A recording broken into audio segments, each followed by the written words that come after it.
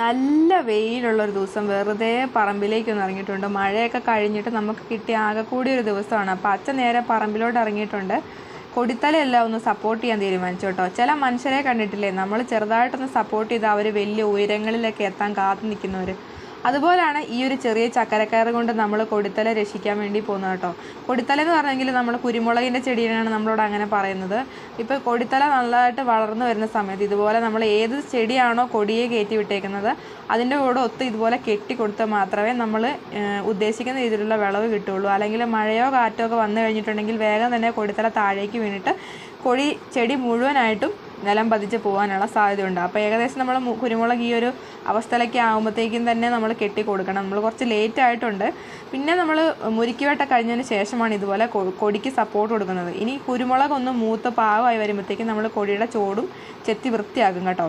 ഇത് കുരുമുളക് ഒന്ന് മൂത്ത് വരുന്നതേ ഉള്ളൂ കേട്ടോ. ചിലയിടത്താണെങ്കിൽ അതിൻ്റെ ഒരു തണ്ടൽ കുരുമുളക് വരാൻ തുടങ്ങിയിട്ടേ ഉള്ളൂ. അതായത് അതിൻ്റെ ഒരു തിരി ഇടുന്നതേ ഉള്ളൂ കേട്ടോ. അപ്പോൾ ഓരോ ചെടിയും പല ഒരു സ്റ്റേജിലാണ് നിൽക്കുന്നത് കേട്ടോ. അപ്പോൾ അച്ഛൻ അതിനെല്ലാം സൂക്ഷിച്ച് സപ്പോർട്ട് ചെയ്ത് നിന്ന സമയത്ത് നമ്മുടെ പുതിയ റെഡ് ലേഡി കായ്ച്ചിട്ടുണ്ട്.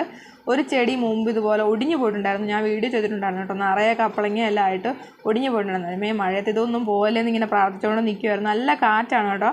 അങ്ങനെ കാറ്റത്ത് പോയതാണ് നമ്മുടെ ഈ മുരിങ്ങ. കുറച്ച് ഉണങ്ങിയും പോയി, പിന്നെ കുറച്ച് ഒടിഞ്ഞും പോയി. എന്നാ ചെയ്യാനാ, ഭയങ്കര കാറ്റായിരുന്നു കുറേ ദിവസമായിട്ട്. ഉണങ്ങിപ്പോയതുകൊണ്ട് ഇനിയിപ്പോൾ വേറൊരു തൈ നമുക്ക് വെക്കണം.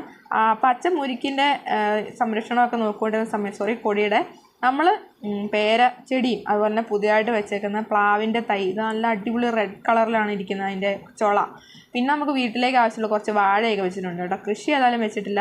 പിന്നെ വാഴയുടെ ആവശ്യമില്ലാത്ത ഇലകളൊക്കെ പഴുത്ത് പോയതും അതിൻ്റെ ആ ഒരു വള്ളിയൊക്കെ ഒന്ന് വൃത്തിയാക്കി കൊടുക്കുവാണേ. ഇതെല്ലാം നമ്മളിങ്ങനെ ഇടയ്ക്കിടയ്ക്ക് ചെയ്ത് കൊടുക്കേണ്ടതാണ് കേട്ടോ. കാരണം ഇവർക്ക് അതെല്ലാം ചീഞ്ഞ് പഴുത്തിട്ടുണ്ടെങ്കിൽ അത് ചെടിക്ക് തന്നെ അതൊരു മോശമാണ്. പച്ച അടുത്ത കൊടി തേടി അങ്ങോട്ട് പോകുന്ന വഴിക്ക് ഞാൻ വേറൊരു സൂത്രം കാണിച്ചു തരാവേ. നല്ല കാറ്റാണ്. പറഞ്ഞതെന്നറിയോ, കൊടിത്തല ഇതുപോലെ ഒരു മരത്തെ കയറ്റി വിട്ടിട്ടുണ്ട്. അതിൻ്റെ ഇടയ്ക്കായിട്ടുള്ള ഈ ചെടിയാണ് വെറ്റയാണ് കേട്ടോ. നാലും കൂട്ടി മുറുക്കുമ്പോഴുള്ള വെറ്റയില്ലേ, വെറ്റിലപ്പാക്ക്. അപ്പോൾ വീട്ടിലെ നല്ലതായിട്ടുള്ള മുറുക്കനായിരുന്നു കേട്ടോ ഈ നിൽക്കുന്നത്. ഭയങ്കര മുറുക്കൻ അഡിക്റ്റായിരുന്നു, മുറുക്ക്. അപ്പോൾ അങ്ങനെ മുറുക്കാനില്ലാത്തൊരു സമയമില്ലായിരുന്നു അച്ചയ്ക്ക്. അപ്പോൾ കൊറോണ വന്ന സമയത്ത് ശ്വാസമുട്ടലൊക്കെ ആയി കഴിഞ്ഞപ്പോഴത്തേക്കും ആ ഒരു വലിയ ദുശീലം, ആ വലിയൊരു മഹാമാരി കാരണം ഉപേക്ഷിച്ച മനുഷ്യനാണ് താഴെ നിൽക്കുന്നത് കേട്ടോ. നമ്മളിതുപോലെ കൽപ്പടവിൽ കൂടെയൊക്കെ ഇറങ്ങിപ്പോവാണ്. ഹൈറേഞ്ചിൻ്റെ കയ്യാലകളിലൊക്കെ സ്ഥിരമായിട്ട് കാണുന്നതാണ് ഈ കൽപ്പടവ്. ആ ഒരു ഓർമ്മയ്ക്ക് പണിതാണ് ഈ കയ്യാല വെച്ചപ്പോൾ. ഇത് 2 ദിവസം മുമ്പെടുത്ത വീഡിയോ ആണ്, മഴ പെയ്ത സമയത്ത്. അപ്പോൾ നമ്മുടെ ഒരു സബ്സ്ക്രൈബർ ചോദിച്ചിട്ടുണ്ടായിരുന്നു, ഏലത്തിൻ്റെ ചെടിയിൽ ഏലക്ക എവിടെയാണോ ഉണ്ടാകുന്നത്, മുകളിലാണോ അതോ താഴെയാണോ എന്നൊക്കെ. അപ്പോൾ അതാണ് ഏലച്ചെടിയുടെ ചോട്ടിലാണ് ഏലക്ക ഉണ്ടാകുന്നത്. നമ്മുടെ വീട്ടിലേക്ക് ആവശ്യമുള്ള ഏലമാണ് ഈ ഉണ്ടായി വന്നിരിക്കുന്നത് കേട്ടോ. ഒട്ടും മൂത്തിട്ടില്ല, പച്ചക്കായാണ് കേട്ടോ. ഇതിന് വെള്ള പൂവൊക്കെ ഉണ്ട്. അങ്ങനെ മൂക്കാത്ത ഒരെണ്ണം പറിച്ചെടുത്തിട്ടുണ്ട്. ഇതൊട്ടും മൂത്തിട്ടില്ല. ഇത് മൂക്കുമ്പോഴാണ് ഇതിനകത്തുനിന്ന് നമുക്ക് ആ നല്ല മണവും ഗുണങ്ങളൊക്കെ ഉള്ള ആ ഏലക്ക കിട്ടുന്നത് കേട്ടോ. കണ്ടോ, അതിനകത്തൊന്നും മൂത്തിട്ടില്ല, അതിൻ്റെ കായെല്ലാം പച്ചയാണ്. ഇതാണ് ഏലക്ക കേട്ടോ. സംശയം തീർന്നില്ലേ? ഇനി നമ്മളൊന്ന് കുളിച്ചിട്ട് കട്ടപ്പന വരെ പോവാണേ. പിന്നെ ഒരു സൂത്രം കാണിച്ചു തരാം. ഇതാണ് ഓറഞ്ച് മരം. നിറച്ച് ഓറഞ്ച് ഉണ്ടായി നിൽപ്പുണ്ട് കേട്ടോ. നമുക്ക് പഴുക്കുന്ന സമയത്ത് കറക്റ്റായിട്ട് വീഡിയോ എടുക്കാൻ പറ്റാറില്ല. പിന്നെ പഴുത്ത് മൊത്തമായിട്ട് കിട്ടത്തുമില്ല. കിളികളൊക്കെ ഒന്ന് കൊത്തി താഴെ ഇടും. അപ്പോൾ ഇതാണ് അതിൻ്റെ ഒരു ഉണ്ടായി വരുന്ന രൂപമാണേ. വീട്ടിലുള്ള സമയത്താണെങ്കിൽ പഴുക്കുമ്പോൾ വന്നിട്ട് നമുക്ക് ഇഷ്ടം പോലെ പറിച്ചെടുക്കാം. ആ ചേച്ചി നമുക്ക് ഒരുപാട് ഓറഞ്ചൊക്കെ തരും കേട്ടോ. അങ്ങനെ കുറേ നേരം അതിനെ നോക്കി അവിടെ നിന്നിട്ടുണ്ടായിരുന്നു. 1-2 എണ്ണം അവിടെ പഴുത്ത് നിൽപ്പുണ്ടായിരുന്നു. പിന്നെ എന്തോ വവ്വാലം എന്തൊക്കെ കൊത്തിയിട്ടാണെന്ന് തോന്നുന്നു 1-2 എണ്ണമൊക്കെ താഴെ കിടപ്പുണ്ടായിരുന്നു. ഇനി വല്ല പാമ്പും കൊത്തിയാണോ എന്ന് ഞാൻ എടുത്തൊന്നുമില്ല. അപ്പോൾ അമ്മ എന്നെ കാത്തു നിന്ന് മടുത്തിട്ട് നടക്കാൻ തുടങ്ങിയിട്ടുണ്ട്. മുനിസിപ്പാലിറ്റിയുടെ റോഡാണ്, ഭയങ്കര വെള്ളമാണ് മഴ പെയ്ത് കഴിയുമ്പോഴത്തേക്കും.